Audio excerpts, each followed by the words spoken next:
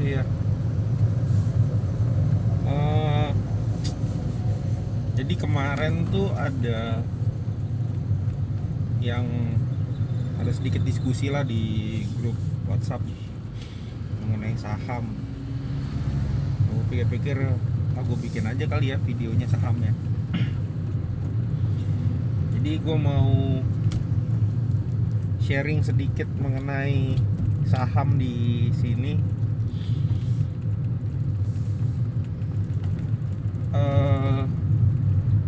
Saham tuh apa, terus hal-hal dasar yang harus diketahui sebelum berbisnis saham. Mungkin gue udah pernah nyebut kali ya beberapa video-video sebelumnya yang gue mulai nyinggung-nyinggung soal saham, tapi kayaknya gue belum ada yang detail tentang itu gitu. Ya sebenarnya kalau lihat di YouTube sih udah banyak yang nyebut beginian, tapi ya udahlah, kita bikin ini daripada kita bahas yang lagi di luaran tuh soal apa ya, soal penembakan, soal banjir, soal korupsi. Ya udah ribet, udah banyak tuh. Kemarin gue udah bahas lah soal dua menteri itu juga. Oke, balik soal saham.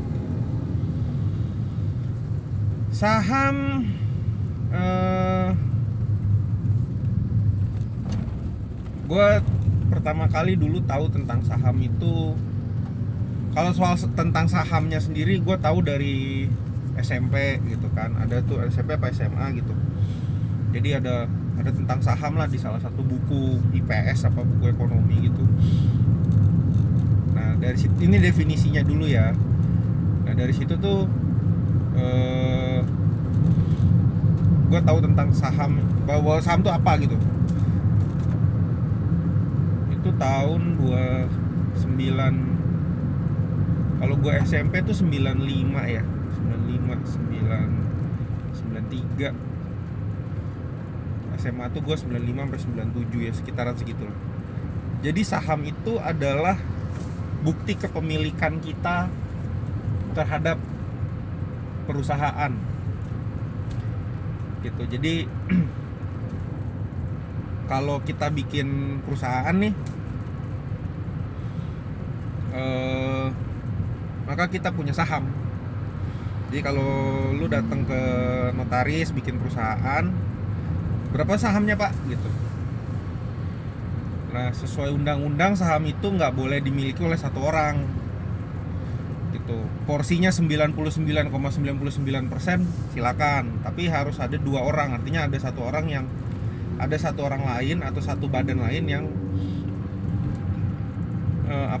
satu perusahaan lain yang juga memiliki perusahaan baru tersebut gitu, walaupun itu cuma 0,1%. 99% saham gitu. Misalnya kita datang ke notaris, saya punya 99%, ini teman saya 1%. Berapa lembar sahamnya? 100 lembar. Berarti saya punya 99 lembar saham. Gitu. Teman saya punya 1 lembar saham. Nah, walaupun dia cuma punya 1 lembar saham, tapi dia punya hak atas perusahaan itu. Kalau perusahaan itu nanti ada keuntungannya, maka dia berhak mendapatkan bagi hasil dari keuntungan tersebut.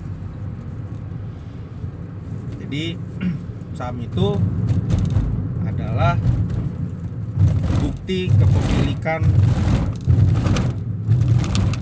dari perusahaan. Kalau perusahaannya untung, maka pemilik saham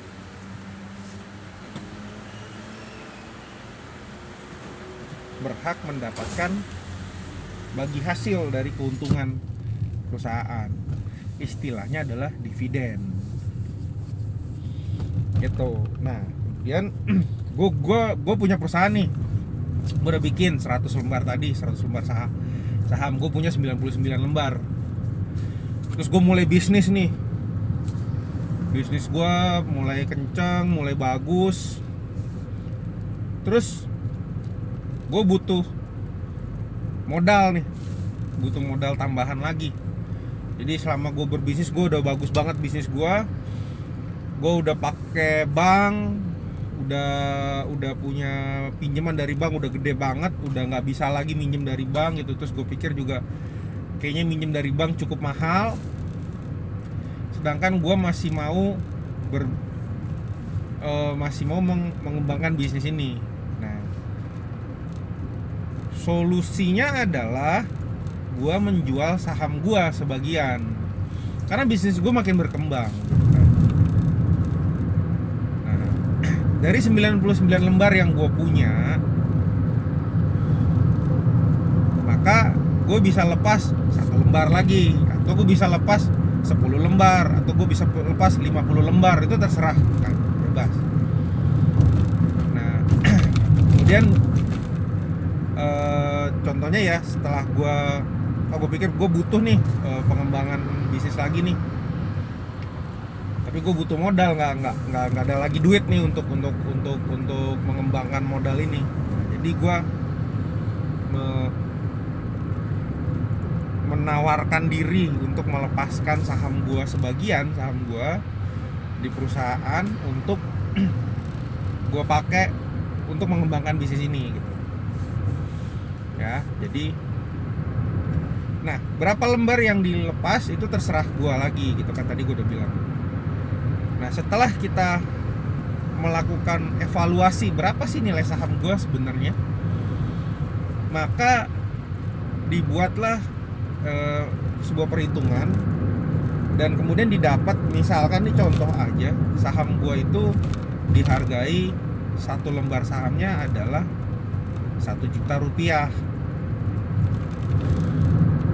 Ini biar gampang aja ngitungnya ya. Maka gue punya 99 lembar saham, maka total nilai uang yang bisa gue ambil adalah 99 juta rupiah. Tapi kalau gue lepas 99, maka perusahaan itu hilang kan. Gue nggak mungkin lepas semua, harus sebagian aja. Temen gue udah punya 1 lembar, nah gue punya 99. Kalau gue pengen tetap jadi mayoritas, maka gue harus pegang minimal 51% dari saham yang ada dimiliki oleh perusahaan itu, yang ada di perusahaan itu. Maka gue harus pegang 51 lembar. Dari 99 dikurangin 51, maka gue cuma bisa lepas 48 kan. Gue lepas lah misalkan 48 lembar ke publik gitu misalkan. Langsung gue sebagai perusahaan jadilah gue sebagai perusahaan terbuka. Maksudnya terbuka adalah gue sebagai perusahaan yang bisa melihat isi dari perusahaan gue, bukan cuman gue dan pihak yang berwajib, tapi adalah semua orang boleh melihat perusahaan gue. Makanya itu disebut terbuka kan. Gue harus membuka informasi tentang perusahaan gue kepada publik sesuai dengan aturan yang berlaku. Nah, jadi sejak saat gue melepas 48 lembar saham tadi dan sudah menjadi perusahaan terbuka, dan 48 lembar itu dimiliki oleh masyarakat gitu. Maksudnya masyarakat ya, misalkan dimiliki oleh 48 orang lagi gitu. Jadi gue harus membagikan informasi ini nggak cuman ke 50 orang gitu. 48 yang itu satu temen gue sama gue, nggak cuman itu, tapi ke semua orang. Jadi semua orang bisa tahu perusahaan gue seperti apa, berkembang atau tidak. Nah, itu prosesnya kan. Setelah dijadikan publik. Nah, terus setelah itu nilai yang gue pegang, gue punya duit 48 juta, gue investasiin dong lagi dong. Nah, perusahaan ini makin berkembang lagi nih, makin berkembang lagi. Nilai sahamnya setelah dilakukan valuasi, kita asumsikan tidak terjadi perdagangan ya, kita diasumsikan tidak terjadi perdagangan di market. Setelah dievaluasi, maka nilai perusahaan ini per lembar sahamnya yang tadinya 1 juta rupiah ketika kita istilahnya IPO, Initial Public Offering. Ketika kita terbuka, maka setelah sekian tahun, misalkan setahun kemudian bisnisnya makin lancar, nilai perusahaan ini naik menjadi 2 juta rupiah. Nah, si yang 48 orang tadi itu, kalau dia mau cari untung, dia akan lepas tuh nilai saham dia gitu. Gue udah untung 100% kok, kenapa gue nggak jual aja saham gue? Nah, itulah dilakukan penjualan sahamnya. Di mana? Di bursa. Makanya tadi gue asumsikan tidak ada perdagangan dulu ya gitu. Jadi dia menawarkan ke bursa 2 juta, dibeli lah. Nah, terjadilah perdagangan saham seperti itu. Oke, itu tentang saham dan perusahaan ya, hubungannya seperti apa, ceritanya seperti itulah kira-kira. Nah, sekarang kalau kita sebagai si pembeli saham tadi yang 48 orang tadi itu, gimana sih caranya mau beli saham gitu kan? Nah, kalau kita mau beli saham saat ini tempatnya cuman bisa di bursa gitu. Kalau di luar itu artinya kita melakukan di luar dari bursa, kita melakukan transaksi pribadi dengan perusahaan tersebut gitu. Kita jadi investor di sana. Tapi itu kita nggak mau bahas itu. Kita bahas sebagai dasar-dasar. Ini kan bicara dasar aja ya. Gimana sih caranya mau bisnis saham? Kalau kita mau beli saham, pertama yang harus kita punya adalah niat. Kesannya lucu sih, tapi emang bener ya, harus niat gitu. Niat beli saham atau niat berbisnis saham. Kalau nggak ada niat, jangan gitu. Nggak enak kalau nggak ada niat. Yang kedua, kita mesti punya duit.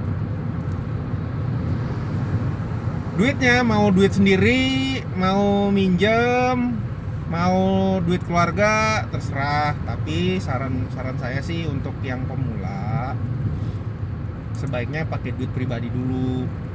Kecil, mulailah kecil, juga nggak masalah. Nah, ketiga, setelah ada niat, ada duit sedikit, baru kita buka rekening.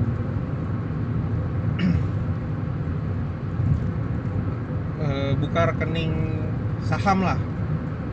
Bukanya di mana? Kita harus ke sekuritas. Sekuritas sudah banyak banget di Indonesia. Ada Mandiri, ada BNI, BRI juga kayaknya udah buka deh sekuritas. Itu kan yang gede BUMN itu adalah Mandiri, BRI, ada Dana Reksa juga ada. Terus yang swasta tuh ada Mirae, ada Philip, ada Daewoo, ada Indo Premier, ada Sinarmas. Gitu. Sekuritas sih pilih aja ya, yang mana aja. Gue sih nggak mau menjelekkan atau mengangkat satu sekuritas gitu. Buka aja dulu di satu sekuritas. Kalau kita sebagai pemula, kita buka dulu di satu sekuritas, browsing aja ke mereka. Kalau zaman sekarang semua udah ada di websitenya, isi formulirnya, kirim ke mereka. Nah, nanti mereka akan kasih tahu kita harus buka rekening di bank mana gitu. Karena sekuritas ini biasanya punya kerjasama dengan beberapa bank. Nah, buka rekening di beberapa bank, di satu bank yang mereka tunjuk. Kasih tahu nomor rekening itu ke si sekuritasnya juga. Nanti rekening yang kita udah buka di bank tadi akan digabungkan dengan rekeningnya si sekuritas gitu. Jadi prakteknya nanti duit kita yang udah kita punya tadi itu akan kita setor ke rekening bank yang kita buka. Nanti rekening bank ini akan terkoneksi dengan rekeningnya si sekuritas, rekening kita di sekuritas. Maka dana kita itu akan dipotong oleh ketika kita melakukan transaksi saham, maka dana kita akan diambil oleh sekuritas. Dana di bank akan diambil oleh sekuritas gitu. Jadi bukan kita taruh duit di sekuritasnya, tapi taruh duitnya di bank tetap. Nah, ketika kita jual saham, maka dana itu yang jadi masalah adalah kalau kita setor duit, mau beli, kita setor duit di rekening bank, dan itu akan diambil oleh sekuritas untuk membelikan saham. Tapi kalau kita jual, maka duit itu sebenarnya ada kembali ke dalam rekening bank, tapi nggak bisa ditarik sesukanya. Ada perintah yang harus diberikan saat ini ya. Jadi sebenarnya itu tergantung level kita sih. Kalau level kita di sekuritas itu udah agak tinggi ya, duitnya bisa kita tarik anytime gitu. Cuman kalau yang baru-baru gitu, apalagi yang nasabah kecil, biasanya duitnya cuman nggak boleh ditarik dulu gitu, baru bisa ditarik kalau ada perintah. Jadi kalau saya mau tarik duit, baru kita bisa narik duit gitu. Dan narik duitnya bukan dari rekening bank yang kita buka ya, tapi dari rekening, nanti duit ini akan ditransfer ke rekening bank kita yang lain gitu. Perintahnya seperti itulah kira-kira. Nah, sampai sini udah ya. Jadi udah buka rekening bank, udah buka ini, maka ketika rekening bank udah kita buka, sekuritas akan menggabungkan itu dengan rekening kita yang ada di sekuritas. Kita udah bisa itu transaksi itu. Rata-rata sih sekarang sekuritas semua udah pakai aplikasi ya, punya aplikasi online-nya gitu. Kita bisa lihat dari aplikasi online itu. Nah, ketika kita mau beli saham,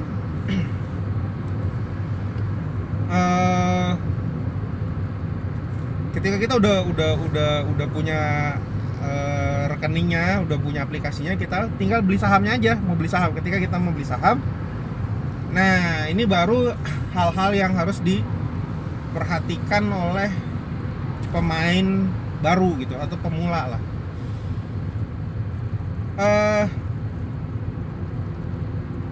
Belilah dulu untuk saham-saham yang untuk pemain baru, belilah dulu saham-saham yang aman. Yang aman. Orang tuh nyebutnya istilahnya blue chip gitu kan.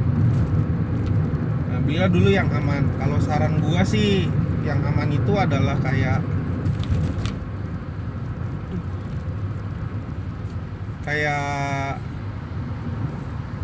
perbankan yang gede-gede gitu kan, BRI, Mandiri, BCA, BNI, atau perusahaan-perusahaan consumer good yang besar-besar kayak Unilever, Mayora gitu.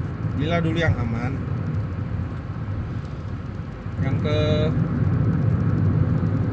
Kenapa beli dulu yang aman? Supaya punya feel-nya dulu gitu, istilahnya apa ya, feel-nya. Jadi tahu dulu tentang bisnis saham itu seperti apa. Jadi jangan sampai nanti kita langsung beli saham yang mana gitu, yang kita nggak jelas perusahaannya, terus rugi kan, jadi kecewa banget gitu kan.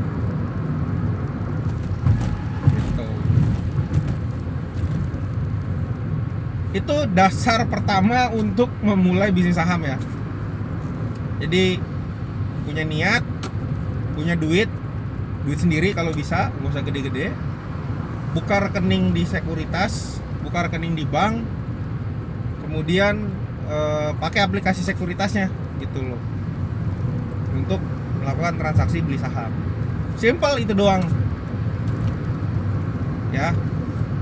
Itu dulu deh yang bisa gue share tentang saham itu apa, terus proses untuk mulainya seperti apa yang harus dilakukan. Jadi jangan terlalu ribet gitu. Nanti deh berikutnya gue akan coba share tentang gimana sih cara memilih saham gitu, teknik yang harus dipakai, atau kriteria yang kita pakai seperti apa gitu. Walaupun gue juga sebenarnya nggak jago-jago banget sih, cuman tahu aja. Portofolio juga nggak gede. nggak sampai miliaran, nggak kayak orang-orang udah sampai puluhan miliaran nggak gitu. Oke, itu dulu ya. Thank you.